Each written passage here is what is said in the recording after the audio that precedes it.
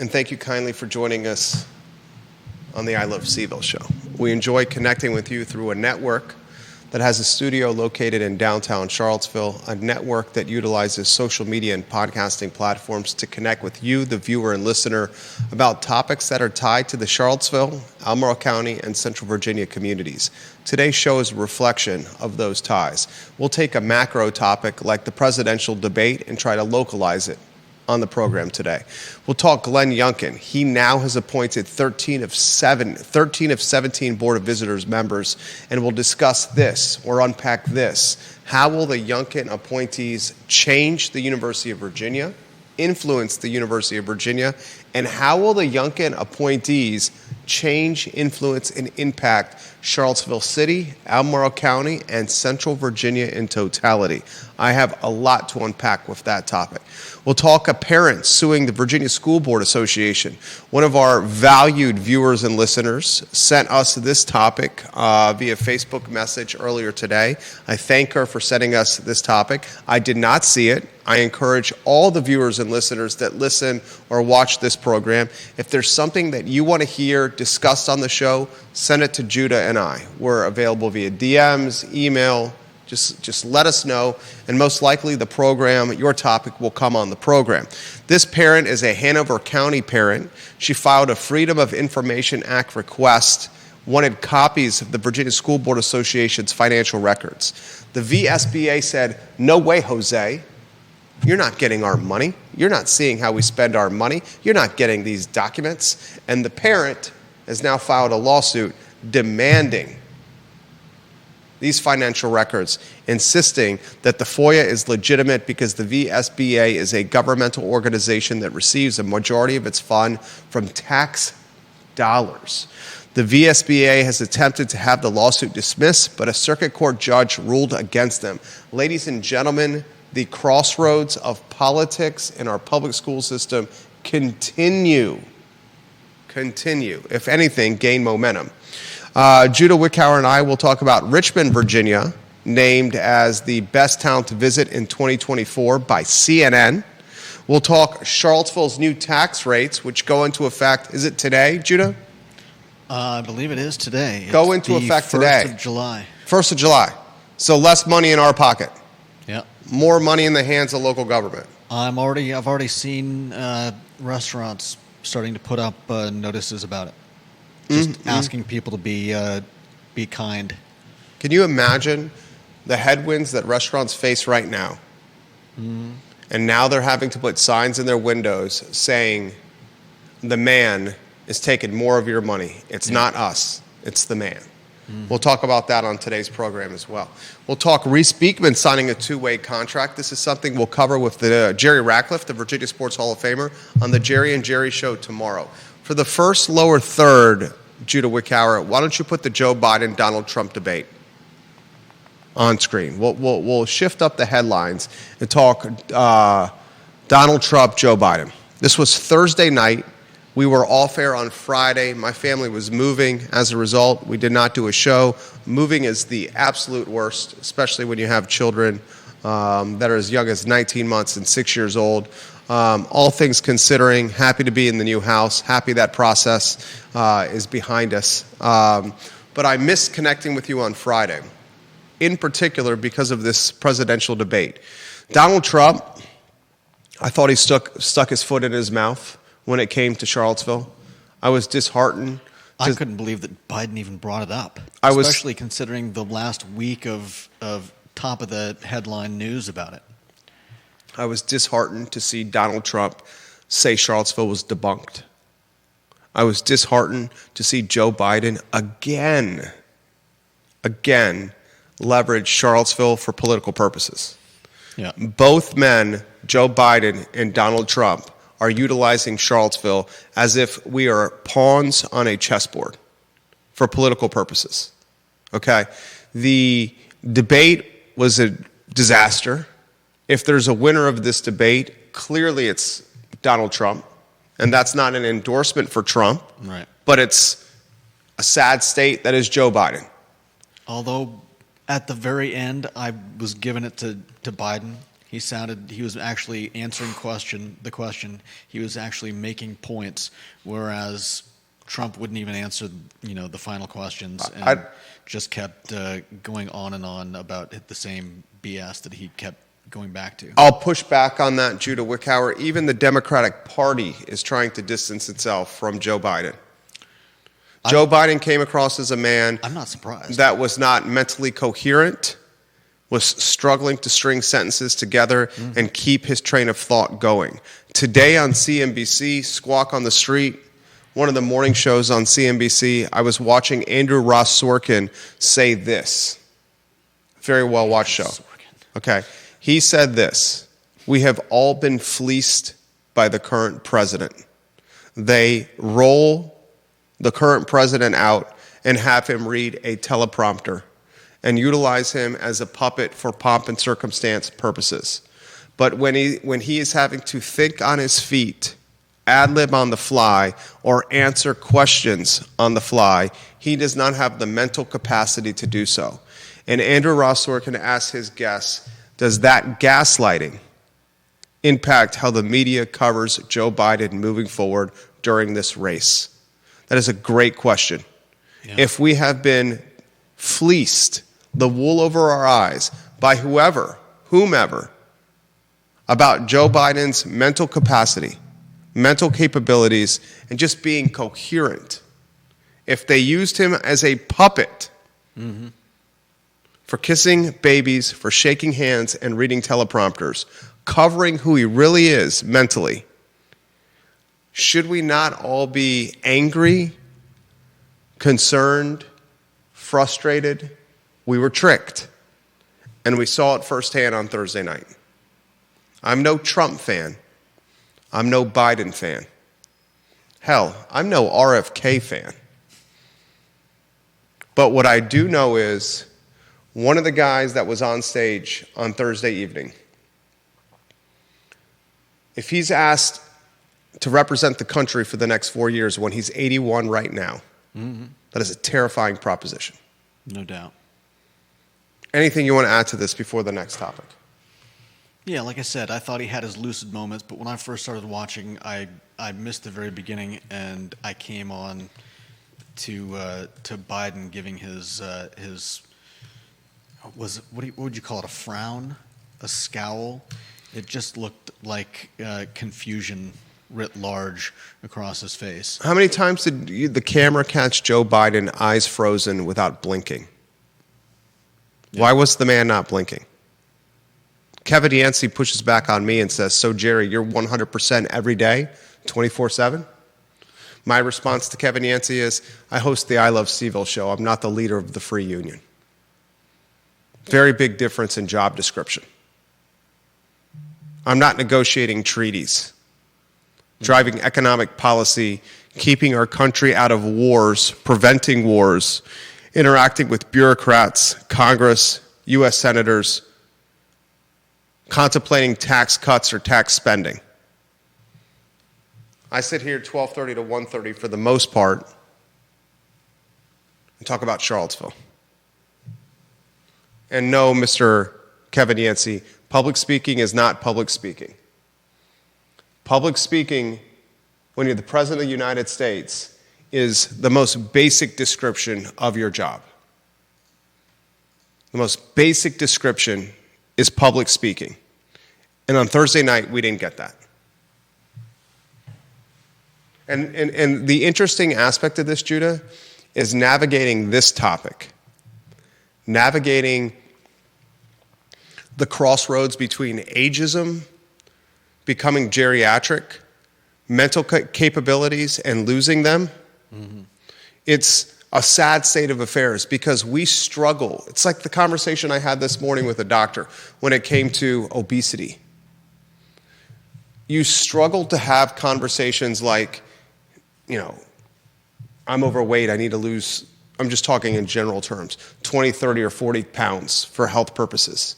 A family member will struggle to tell another family member, another loved one, that you are overweight, you need to lose this weight, we care about you. We want you to live a long time. Exercise, eat better, drink less ice cream, get yourself in better shape. We struggle with that conversation. Just like we struggle when a grandmother or a grandfather or someone that we love becomes older and we see their mental capabilities and their physical capabilities disintegrating before our own eyes.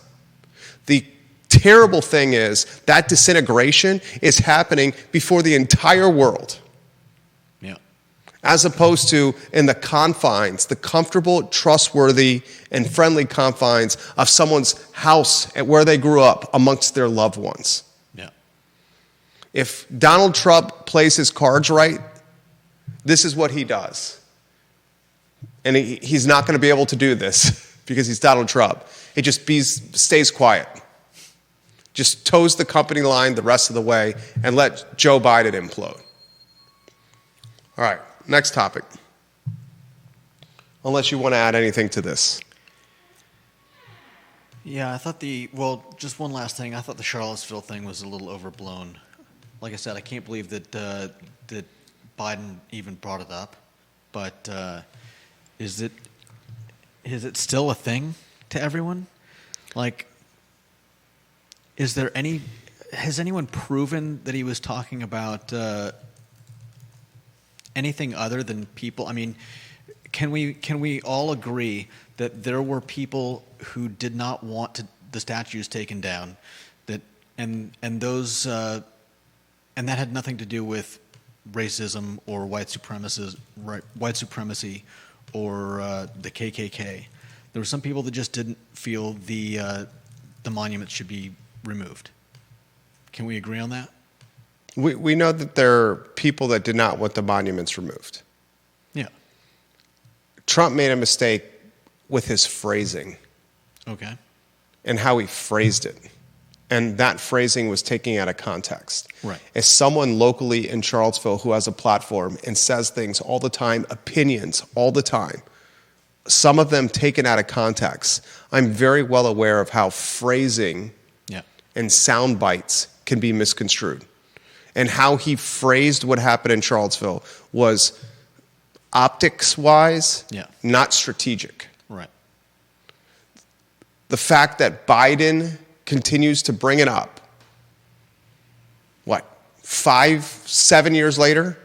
7 years later, is to drive headlines, clickbait, and get an emotional response. Yeah. He's using us.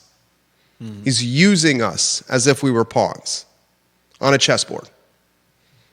Janice Boyce Trevelyan, some photos on screen. Let's get Janice's photo on screen. Stephanie Wells Rhodes, your comment is on deck. And before I read your comments, I was most humiliated for not the current president, not the former president. I was most humiliated for us as Americans. Yeah, definitely. As Americans, I was humiliated to watch that. And if you watched Jill Biden giving Joe Biden props. She gave him props the next day and said, honey, you did a great job. That was, she did more than just say, honey, you did a great job. That was even more embarrassing. It was humiliating. Yeah. Humiliating. Janice Boyce Trevelyan's photo on screen. She says this, Janice Boyce Trevelyan, JBT, we love when you watch the show. She says, I am angry about Biden. People haven't been saying for months that there is something going on. The media has totally ignored covering his health until the debate. To put Biden out to debate looking like he did makes the U.S. look weak, like a laughing stock. They invited Biden to Charlottesville. He keeps using the city and has never been. Bingo. JBT, bingo. Yeah. She says, if you have eyes, you know he's been in trouble. He was awful in France. His family should be ashamed. Janice Boyce Trevelyan, this has been going on much more before this debate. Go back and watch him falling up and down the stairs, wandering around podiums, 100%. No doubt. But in this debate, we saw it in its truest, rawest, most authentic form. Stephanie Wells Rhodes, her photo on screen. She says, amen, Jerry Miller. And she says, he looks hollow to me, just like my grandmother who has Alzheimer's and is in memory care. I saw the same thing. Stephanie Wells Rhodes. Yeah. A man that was hollow is a great description. All right, We got to go off topic. The reason I bring up the debate is because I didn't have a chance to talk about it on Friday, and because Charlottesville was a point made in the debate by both parties. Yep. And I'm tired of it being used. Let's go Youngkin Board of Visitors. I believe you have 3 headlines that we can rotate through here. I'll set the stage on this. This is a big story. This is a big story that impacts the University of Virginia. This is a big story that impacts the city of Charlottesville, Albemarle County, and a big story that impacts Central Virginia. The governor, Glenn Youngkin, named 5 new appointments to the University of Virginia Governing Board of Visitors. He now has 13 of 17 board members as appointments.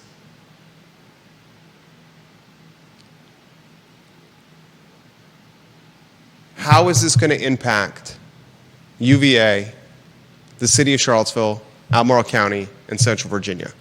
First, we should talk the University of Virginia.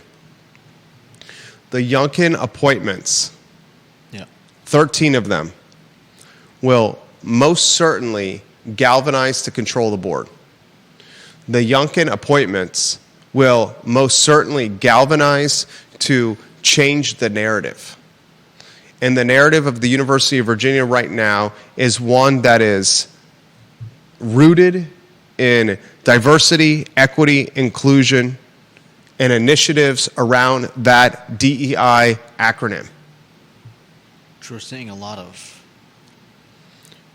The 13 of 17 appointees will push to make the honor code front and center again.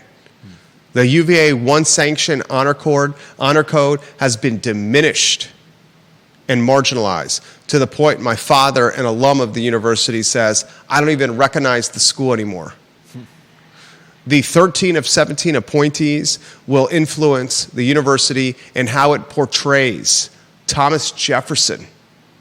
The founder of the university has been stigmatized and scarlet lettered. Yeah. He's been villainized by the current board and the current administration and the left-leaning influence at the school. That will change. My prediction, and I'm curious of your thoughts, viewers and listeners, and you, Judah B. Wickhauer, in a nutshell, to summarize, with Youngkin, 13 of 17 appointees on the board, you will see diversity, equity, and inclusion, its momentum stifled and slowed. You will see the honor code return front and center. You will see Thomas Jefferson return front and center. And you may see Jim Ryan on the hot seat, the type of hot seat that the head football coach, Tony Elliott, is currently sitting on. Your thoughts, viewers and listeners. Your thoughts, Judah B. Wickhauer. I'm very curious to see how the rector, Robert Hardy, how this impacts him. Robert Hardy no longer has the influence and control he once did. Yeah. And I'm very curious to see what Jim Ryan is thinking right now. I'll go to Judah first, then you viewers and listeners. I mean, I think you've pretty much said it. He's got whatever he needs on the board to do what he wants. I don't necessarily think that's a bad thing in some cases. I obviously am not thrilled with villainizing Thomas Jefferson. And I think that a move to bring back Thomas TJ as as the founder of UVA, as an historical figure who, I mean, we can all agree that there's no doubt that he had slaves, but that doesn't invalidate building one of the top universities in the United States right now.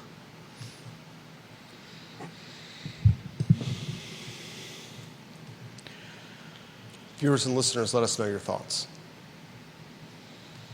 We'll mention them live on air.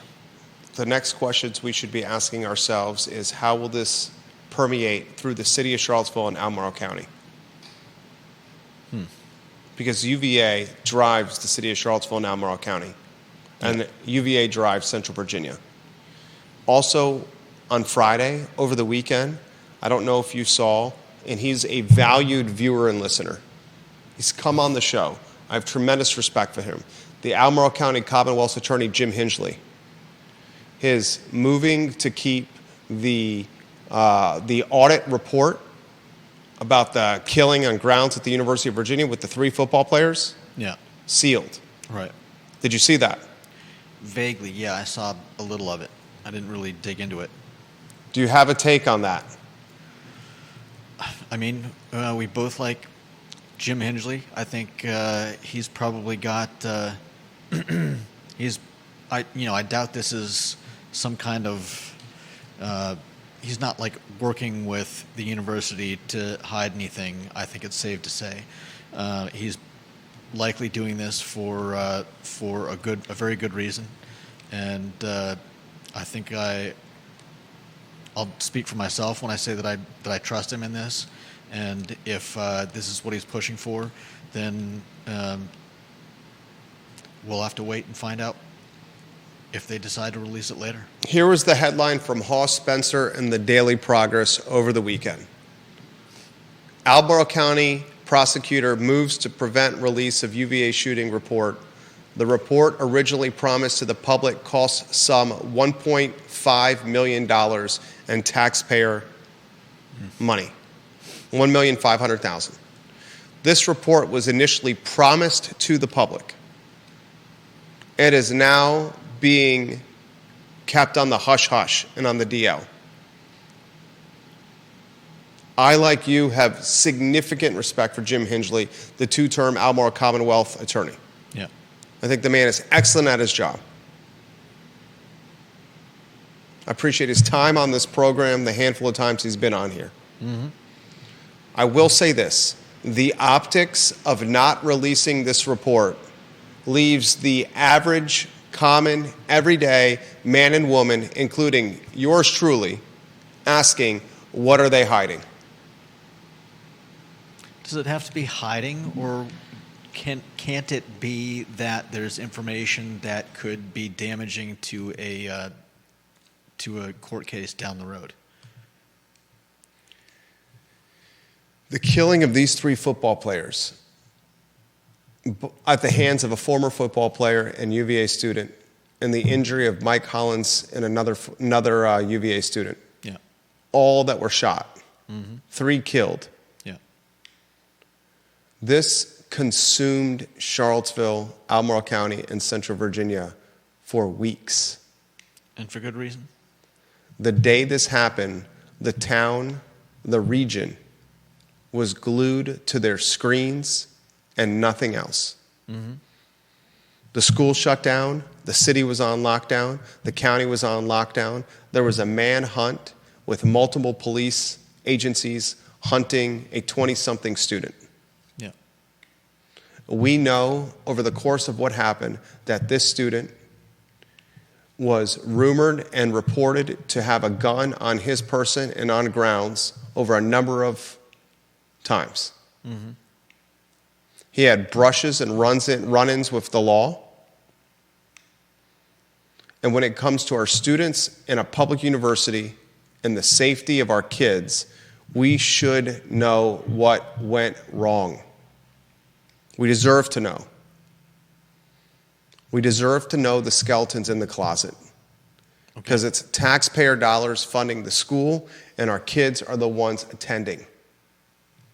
Just like when we get to this Virginia School Board Association, the VSBA, with a parent, and don't put that headline on screen yet. A parent has FOIA'd, Freedom of Information Act, a Hanover County parent, the VSBA, wanting to know how they're spending their money. The VSBA said, we're not going to release that information to you. And that parent is now suing the Virginia School Board Association, saying, this is sketchy. You're getting taxpayer dollars. Yeah. We deserve to know how you allocate them. Right. Just like we deserve to know what the UVA administration and the UVA infrastructure did to keep students safe or not safe. Now, I owe you an answer. And before I give you this answer, I encourage you, the viewer and listener, to let us know your thoughts on these topics. We'll relay them live on air. How will this impact the city of Charlottesville and Albemarle County? Youngkin, 13 of 17 appointments on the Board of Visitors. What is your thoughts on that, Judah B. Wickower? Jack of all trades, jack of all wits. Say that again. Sherry Wilcombe, welcome to the show. How will it affect what? Youngkin has total control of the board. How will that impact the city of Charlottesville and Albemarle County and Central Virginia, from your standpoint? Like you, I think there'll be a large pushback against the DEI. We may see, I think, a more in-depth look into the discrepancy between, reporting on what? I don't remember the exact number, but how much UVA is spending on DEI hires and programs. The discrepancy between the number that we've heard and the number that UVA says. I think I could definitely see them pushing to get a deeper look into that. I can see them having some serious thoughts about how to continue with some of those hires, whether we need all of that, whether we need to be spending all of that money, however much the real number is. How it'll affect how it'll affect our town, I couldn't say. Kevin Yancey says that case where they're keeping the report on the DL and the hush-hush, he says that case is a slam dunk. Whatever is in that report, how could that possibly compromise the case? They have the culprit, the alleged murder, and the smoking gun. It's a slam dunk case. Release the report. Kevin Yancey, great comment right there. That's fair, but that's a pushback to you there. I mean, I'm not saying he's wrong, but UVA wants to keep it on the DL. Do we really? Why does UVA want to keep it on the DL? Because I would bet the report makes them look bad. Oh, I'm sure it does. But why would Jim Hingley go along with that? That's a great question. That's what doesn't add up. That is a great question. If Jim Hingley is saying that this report should remain hidden, there's got to be a good reason. I don't think that he would just side with UVA. We asked the question. Why did President Jim Ryan militarize the state police and pepper spray students when they were peacefully protesting? I mean, I don't know that. Did we not ask that? Did that not seem out of character for Jim Ryan? Oh, it's very out of character. Does this not seem out of character for Jim Hingley? Do we really think he authorized the pepper spray, though? Do we think Jim Ryan authorized the pepper spraying of students in that pro-Palestine protest? Hell no, Jim Ryan didn't authorize that. Exactly. I can see him calling. Not a chance at HE double hockey sticks. Do we think Mr. Hingley is leading the charge in authorizing, sealing, and hiding this report that cost $1,500,000 of taxpayer resources? Or is there alternative pressure doing it? Is there a connection? Is there any kind of comparison? Is it a comp with Ryan acting out of character with the management of the pro-Palestine protest, militarizing the Virginia State Police, using Red Rover military tactics, pepper spraying peaceful protesting students, and Mr. Hingley, who is one of the most transparent people you will know. Transparent. So you think somebody hiding this report? I mean, is the implication that Jim Hingley is on someone's leash? Is the implication that Youngkin and the Board of Visitors have this kind of influence that they can dictate what a president does and perhaps influence what a Commonwealth attorney does? Why is a report not being released when the case is a slam effing dunk? That's a good question. Great question. But maybe the report would.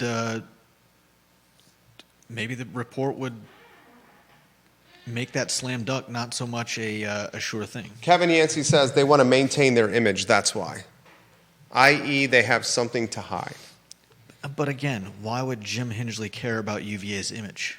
I don't think it's Mr. Hingley. You think somebody's telling Jim Hingley, here's what you're going to say? If the same logic pertained to Jim Ryan was being told what to do, why wouldn't it pertain here?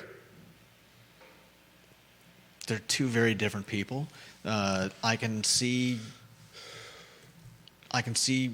Ryan being affected by the Board of Visitors. Is Hingley bound by the same thing that by the governor and his reach and influence, the most powerful guy in the Commonwealth? Fair enough.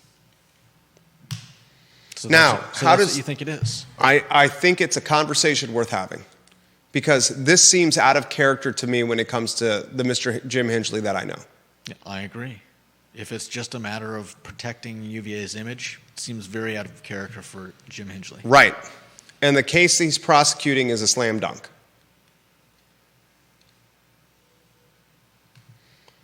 Now, I owe you this answer. How is Youngkin having 13 of 17 appointments on the board going to impact the city of Charlottesville, Albemarle County, and Central Virginia? I have very succinct and clear-cut answers for that. When the Board of Visitors, ladies and gentlemen, pushes UVA to distance itself from diversity, equity, and inclusion momentum and efforts, when the Board of Visitors pushes Thomas Jefferson front and center and returns him to the founder status at UVA and de-villainizes him, destigmatizes him, and when the Board of Visitors pushes the honor code front and center, and when the Board of Visitors takes away the wokeism and left-leaning nature of the university, as we've seen over the last 10 to 20 years, when the Board of Visitors does all of the above, this is how it's going to impact the city of Charlottesville and Albemarle County. Are you ready? You will see more protesting. You will see more student angst. You will see more professorial angst. You will see more divisiveness and division. You will see more freedom of speech in the form of large groups gathering, protesting their beliefs than we have ever seen at the University of Virginia. Those pro-Palestine protests from earlier this year, they shut down traffic on the corner. They got Albemarle County, City of Charlottesville, UVA, and Virginia State Police all in one area. They made national news. As the Board of Visitors looks to reimagine or reinvent or reposition UVA, that will be a lightning rod for 18 to 22-year-olds that have a lot of free time on their hands and feel emboldened to follow beliefs and passions. That's my prediction. You will see more protests at UVA because of this, and that will impact Charlottesville and Albemarle County. Okay.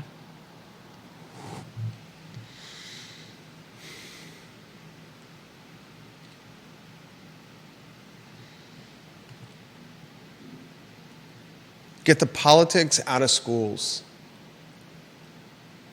You started at the top at the university and college level, and you trick it all the way down.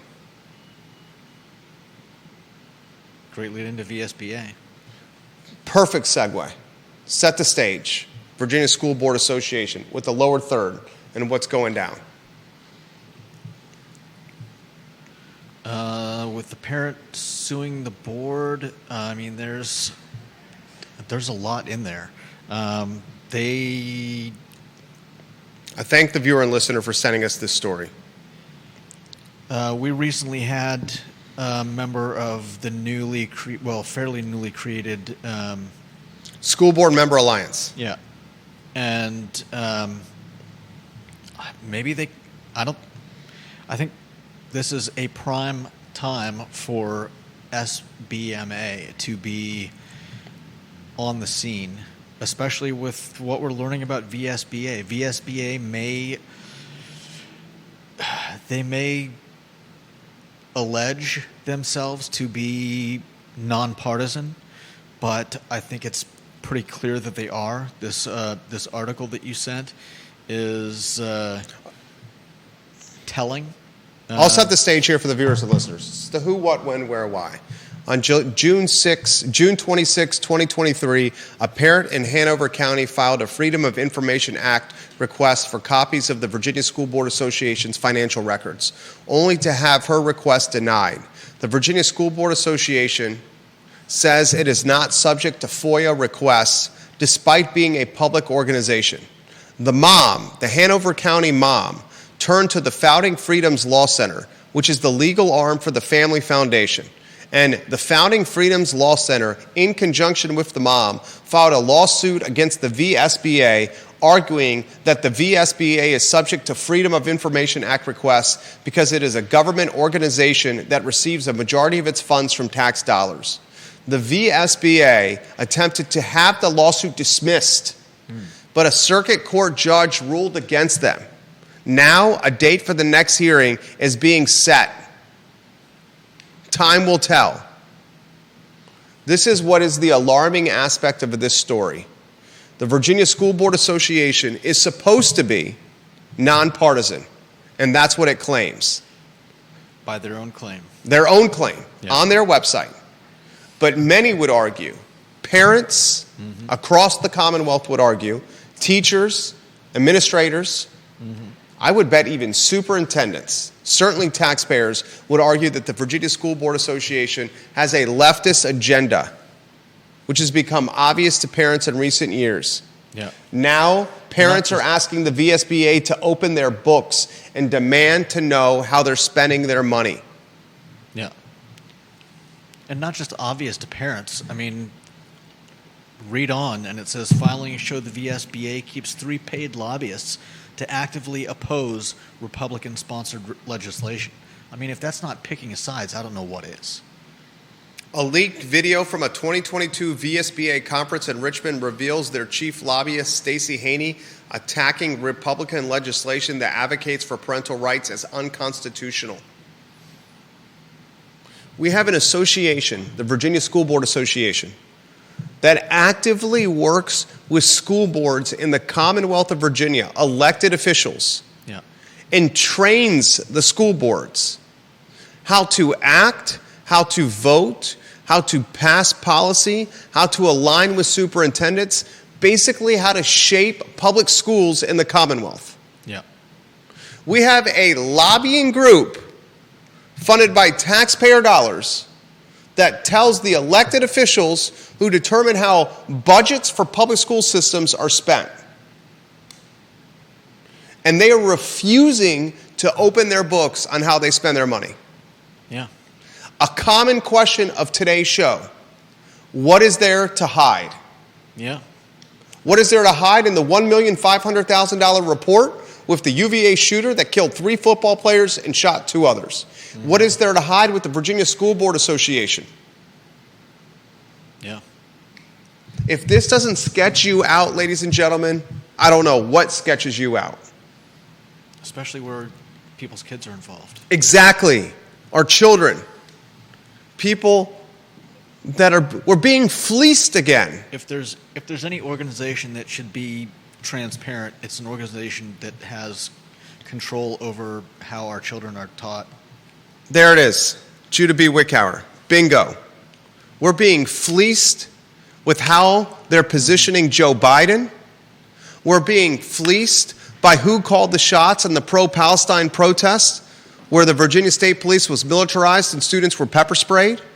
We're being fleeced with a $1,500,000 taxpayer audit on the shooting on grounds, and now it's not being released, or they're trying to prevent it from being released. And we're being fleeced by the Virginia School Board Association and how they're spending taxpayer dollars.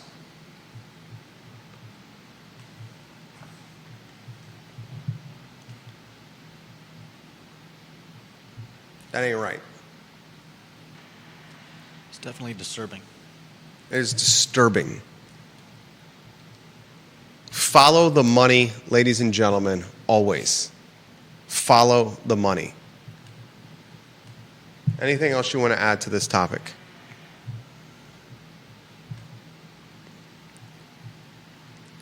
Man, I mean, my last thought is prop to this woman for bulldogging this and not letting go. Amen, brother. Amen, brother. And props to the SBMA for creating an alternative option despite facing backlash. Yeah. What's the next headline? Oh, the taxes. Actually, we got CNN names Richmond best town to visit in 2024. This is a headline that caught my eye. Richmond, Virginia was named by CNN Travel as the #1 city.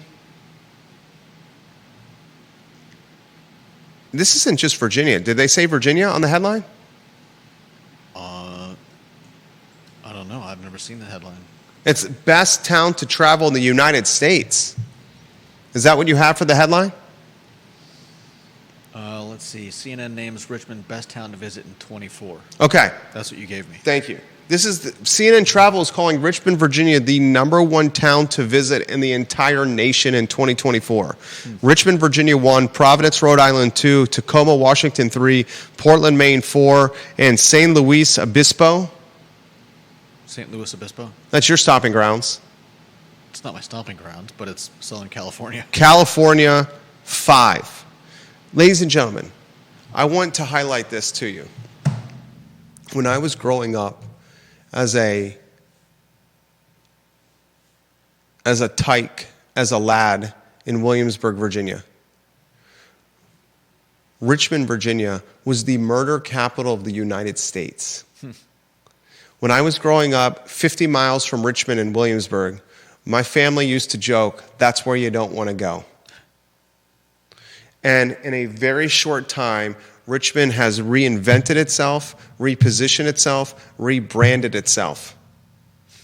And now CNN Travel is calling it the best town to visit in the country. Richmond, Virginia has housing affordability. Richmond, Virginia has a fantastic food scene. Top-notch museums.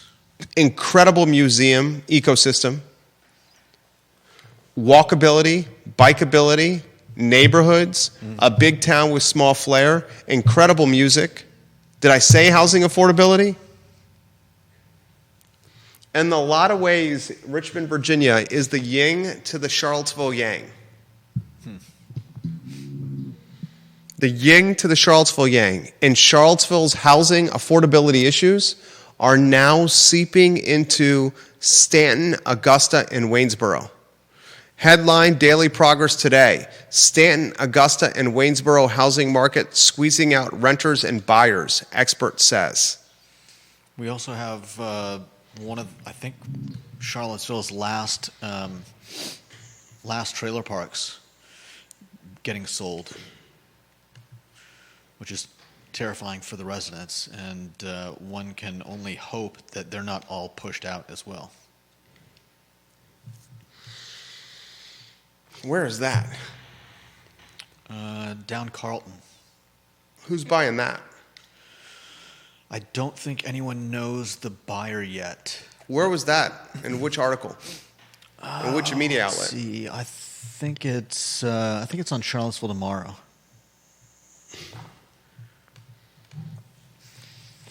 The trailer park was formerly owned by 3 companies, which I believe are owned by 3 siblings. Carlton Mobile Home Park residents fear losing their homes as news arrives that the park will be sold. Yeah.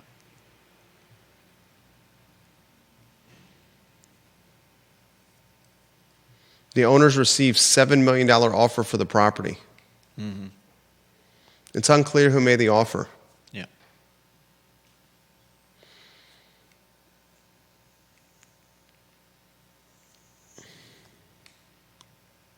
A lot of people don't realize this with trailer parks. You own the trailer, you don't own the dirt. Right. And I believe if the new owners want to kick them out, they have to provide, like, I believe it may be like $5,000 to help them move. But as the article states, that is oftentimes severely below what somebody would need to move all the stuff you've got in a place like that. And even if it does cover the cost, where do you take it? The 6-acre property is located in Charlottesville's Belmont neighborhood. 6 acres in Belmont. Damn. Yeah. How many $700,000 and $800,000 houses can you build on 6 acres in Belmont? Those would sell in hotcakes. Yeah. It's one of just 2 mobile home parks remaining in the city. The other is Mountain View Mobile Home Park on 6th Street Southeast. This is a topic we should talk about on tomorrow's program. I didn't read this. Thank you for bringing this to my attention. Make this the lead, if you can, or one of the top 3 headlines for tomorrow's show. 60 families call this park their home. The future of this park ain't a mobile home park. Probably not, sadly.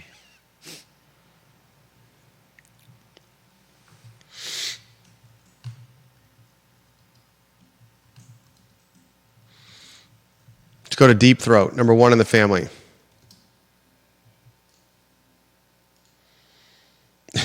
There's not a universe in all of the multiverse in which I would choose to go to Richmond over San Luis Obispo. There is not a universe, Deep Throat says, in all the multiverse where I would spend a day willingly in Tacoma. Have you ever been? I have not. I have not been to Tacoma either. He says the Carlton Mobile Home Park, our affordability geniuses on the Planning Commission completely forgot to do a mandatory chapter in the CP about using manufactured housing to promote affordability. They only did it and did it perfunctorily when it was pointed out in a lawsuit. And now we see Carlton about to be wiped out. Nice work, planners, from Deep Throat. It's a shame, and it's definitely not something I'm going to laugh about. Well, how about this headline in the Daily Progress that says, Stanton, Augusta, and Waynesboro is becoming expensive, and folks are getting squeezed out that are renters and buyers. You know what that's a byproduct of? That's a byproduct of middle class and upper middle class families not being able to afford to live in Charlottesville and Albemarle County.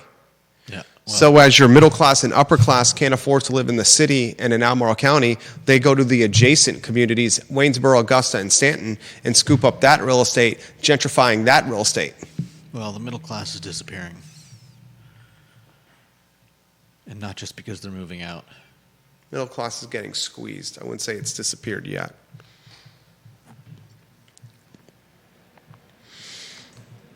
Follow 303 Alderman Road closely. Because if 303 Alderman Road, that $1 million rancher that traded for $835,000, turns into a $1.4, $1.5, $1.6 million single-family detached listing, then the new zoning ordinance is backfired. Set the stage for the tax storyline, and then I'll cover Reese Beekman. I'm going to talk Reese Beekman and the two-way contract with the Golden State Warriors on the Jerry and Jerry Show tomorrow with Virginia Sports Hall of Famer Jerry Hootie Ratcliffe at 10:15 a.m. We'll talk Ryan Dunn getting drafted and Reese Beekman. You're looking at one of the best defensive players in UVA history, a two-time Defensive Player of the Year, one of the best point guards in UVA history, one of the best players in UVA history. And the best he could do was sign a two-way contract with the Golden State Warriors. That shows you how difficult it is to make an NBA roster, especially with the influx of European talent. Tax storyline, headline on screen, stage, who, what, when, where, why, Judah Wickhauer. The Charlottesville City Council has voted to raise the taxes, and those taxes are now going into effect. Unbelievable. I believe the food tax is going up to 12.3%. Unbelievable. And there's also a rise in the transient occupancy tax. I don't remember the exact number of that.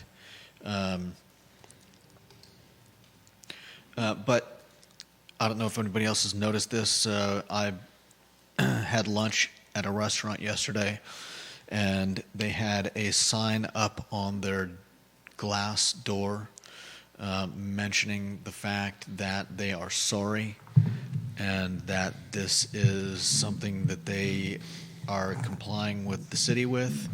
And Which restaurant was that? Can I ask that question? Sure. It was, I believe they changed their name, or at least their menus are now going by M Sushi. It was the former Sushi Love Sushi King. I always get the order mixed up, but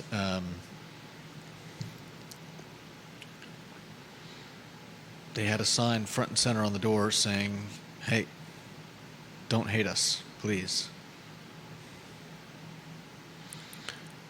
At a time when everything is more expensive, we have local government making things even more expensive. And they're doing it to an industry that hasn't recovered since COVID. Yeah. And they're doing it to an industry that's being revolutionized before our eyes by delivery and takeout and third-party apps. And they're doing it to an industry that's getting ravaged by increased labor costs. And they're doing it to an industry that's getting hammered by cost of good increases. Mm-hmm. And they're doing it to an industry whose customer bases are shrinking. And they're doing it to an industry that may be the most competitive in Charlottesville and Albemarle County restaurants. Yeah. Raising the meals tax is the antithesis of good business. It will shrink customer pools, which means the city will get less tax revenue. If you make something more expensive, fewer people can afford it. If fewer people can afford it, fewer people buy it. If fewer people buy it, there's less tax money. Yep. Common sense, business 101, you don't touch it. I feel for the restaurant owners. And that's why you're seeing so many of these restaurants for sale. Yeah. Get out before no one will buy your restaurant. That's why you're seeing. And that's why you'll probably start seeing surge pricing. Can you really blame a restaurant for surge pricing? You might not like it, but can you blame them? We'll talk Reese Beekman, two-way contract, Golden State Warriors tomorrow, 2:15 p.m., the Jerry and Jerry Show. If you have not caught the newest show to our network, it airs Tuesdays at 2:30 p.m. It's called the White Mountain Ministry Show with Nate Kibler, who's a preacher. It's pretty darn good. It's very good. Tuesday is a 3-show day for the I Love CVille Network. We take content that is local to Charlottesville, Albemarle County, and Central Virginia, and we talk about it. And we ask you, the viewer and listener, to listen, to watch, and to comment. That's the concept. For Judah B. Wickower, my name is Jerry Miller, and this is the Monday edition of the show. So long.